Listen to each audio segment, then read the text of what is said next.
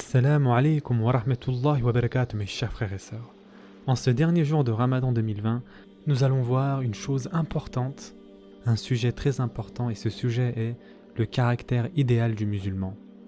Un des traits les plus distinctifs du musulman est sa foi profonde en Allah Azza wa Jal et sa conviction absolue que peu importe ce qui lui arrive dans sa vie, cela n'arrive que par la volonté et le décret d'Allah subhanahu wa ta'ala. Le musulman est étroitement lié à Allah Azza wa Jal, l'évoque fréquemment en sa pensée, place toute sa confiance en lui et lui obéit du mieux qu'il le peut. Sa foi est pure et n'est pas entachée d'ignorance, de superstition ou d'illusion. Sa croyance et son adoration sont basées sur les enseignements du Coran et de la Sunna. Il sent qu'il a constamment besoin de l'aide et du soutien d'Allah subhanahu wa ta'ala, et il sait qu'il n'a pas d'autre choix que de se soumettre à Allah Azza wa Jal. L'adorer, s'efforcer de suivre la bonne voie et accomplir de bonnes actions.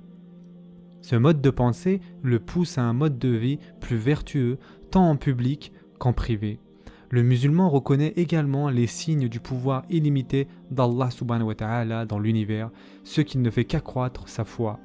Allah Azza wa Jal dit dans le Coran, « Certes, dans la création des cieux et de la terre, dans l'alternance de la nuit et du jour, il y a des signes pour les gens doués d'intelligence qui évoquent Allah debout, assis ou allongé sur le côté, et médite sur la création des cieux et de la terre en disant « Seigneur, tu n'as pas créé tout cela en vain, gloire à toi, garde-nous du châtiment du feu. » Sourate Al-Imran, versets 190 et 191.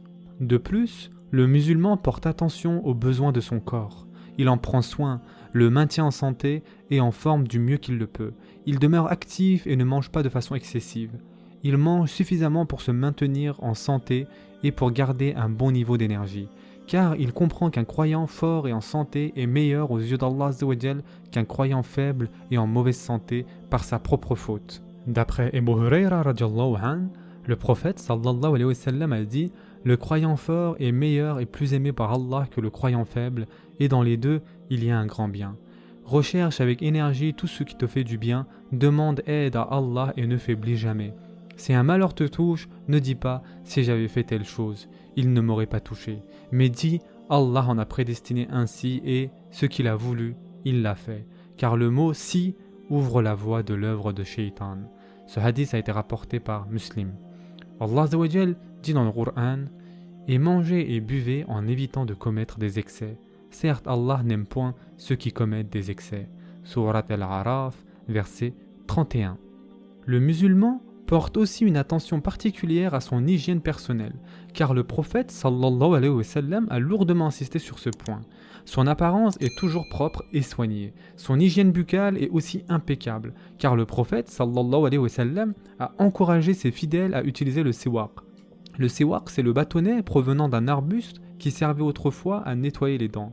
Cependant, il a fait tout cela en gardant à l'esprit que la modération est toujours préférable en islam. Donc le musulman évite les extrêmes et l'exagération, tout comme il évite la négligence. Allah Azza wa Jal dit dans le Coran, dit « Qui a interdit les beaux habits que Allah a conçus pour ses serviteurs, ainsi que les bonnes choses dont il vous a pourvus. Dit « Ils sont destinés à ceux qui ont la foi dans cette vie et exclusivement à eux au jour de la résurrection. Ainsi détaillons-nous nos révélations pour les gens qui savent. » Sourate Al-Araf, verset 32. En plus de prendre soin de son corps, le musulman prend soin de son état d'esprit. Il ne touche jamais aux drogues ni aux stimulants du même genre. Il fait de l'exercice régulièrement pour se maintenir en forme, car il connaît la maxime « un esprit sain dans un corps sain ». Il s'occupe aussi de son esprit en acquérant un savoir qui lui profitera en cette vie comme dans l'au-delà. Allah Azza wa Jal dit dans le Coran et dit « Seigneur, accrois mes connaissances » Sourate Taha, verset 114.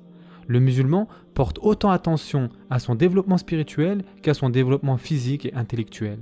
Il le fait de manière équilibrée, sans se concentrer trop sur un aspect au détriment de l'autre. La vie du musulman tourne autour de son adoration d'Allah subhanahu wa ta'ala qui se traduit entre autres par les 5 prières quotidiennes, le jeûne du Ramadan, etc. Concernant son attitude envers les gens, envers les parents, le musulman est un exemple de sincère obéissance et d'amour. Il traite ses parents avec bonté et respect, avec une compassion infinie, une grande politesse et une profonde gratitude. Il reconnaît leur statut et ses devoirs envers eux. Allah Azza wa Jal dit dans le Coran: adorez Allah et ne lui donnez aucun associé. Agissez avec bonté envers vos pères et mères, les proches, les orphelins, les pauvres, le proche voisin, le voisin lointain, le collègue et le voyageur, et les esclaves en votre possession, car Allah n'aime pas en vérité le présomptueux, l'arrogant. Surat An-Nisa, verset 36. Avec son épouse, le musulman est l'exemple même de la bonté, de la gentillesse et de la compréhension. Il comprend la psychologie des femmes et remplit envers son épouse ses devoirs et responsabilités. Avec ses enfants, il comprend l'énorme responsabilité de les éduquer, il porte attention à tout ce qui pourrait influencer positivement ou négativement leur développement islamique afin qu'ils deviennent des membres actifs et positifs de la société, de même qu'une source de bienfaits pour leurs parents et leur communauté. Avec sa famille, le musulman maintient des liens sains et respecte ses devoirs envers elle. Il comprend le statut élevé accordé aux membres de la famille en islam, ce qui lui fait garder contact avec eux, peu importe les circonstances. Avec ses voisins, le musulman est l'exemple du bon traitement et de la considération envers les sentiments des autres. Il endure sans broncher leurs travers et leurs abus et prend soin de ne pas se rendre lui-même coupable de tels défauts. La relation du musulman avec ses frères et ses amis est la plus dure de toutes, car elle est basée sur leur amour commun d'Allah subhanahu wa ta'ala. Il est aimable et chaleureux avec eux. Il leur est loyal et ne les trahit en aucun cas. Il est sincère et ne les trompe jamais. Il est tolérant et indulgent. Il est également généreux et prie Allah Azza wa Jal de leur accorder bonheur et bien-être. Dans ses relations sociales, le musulman possède de bonnes manières, il sait se comporter avec noblesse et met en pratique un comportement encouragé par l'islam, dont certaines caractéristiques sont ne pas se montrer envieux des autres, remplir ses promesses, se montrer modeste et patient, éviter les calomnies et les obscénités, ne pas se mêler de ceux qui ne le regardent pas, éviter de médire et de semer le trouble. Telles sont les qualités et attitudes que chaque musulman s'efforce de mettre en pratique. Et une société composée de citoyens possédant de telles caractéristiques ne peut que connaître la paix et le bien-être. Et pour terminer, mes chers frères et sœurs, ce mois de Ramadan nous a permis de prendre conscience de certaines choses et de se consacrer à Allah subhanahu wa ta'ala. Et il est important que cela ne s'arrête pas et que justement toutes les bonnes bases que nous avons acquises, nous devons continuer de les appliquer et ce, tout au long de l'année. Ceci est la fin de ce 30e épisode de ce spécial Ramadan 2020. Je vous souhaite dès maintenant un bon iftar. Prenez soin de vous mes chers frères et sœurs et à très prochainement, Inch'Allah.